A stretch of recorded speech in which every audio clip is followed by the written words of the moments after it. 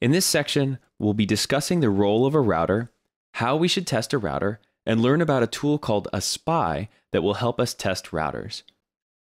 In this video, we'll quickly review the role of a router in a Backbone application, discuss how it can be tested, and figure out what in the router we want to test.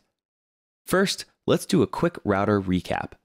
The Backbone router is around so we can represent application state as a shareable, navigable URL.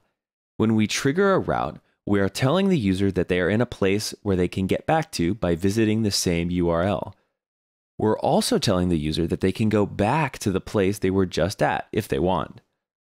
When a user returns to the URL, they expect to see the same page they were at, which is what our router is going to help us with.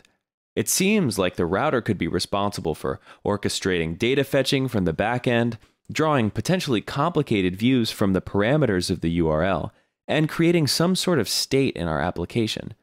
But how much of this do we actually want to test, and how do we test it?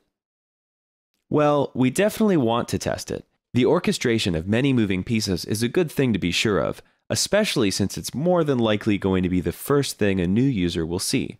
I would argue, however, that those individual pieces are not actually the responsibility of the router. Data fetching is the responsibility of the models and collections. Drawing views based on an input is the responsibility of a view, and the page state might be represented in a top-level app view. The router is really only responsible for getting those other components the data they need from the URL. So on the router itself, we really just want to test one thing, that our route definition gives us the arguments we expect in our action. How would we verify something like that in our tests?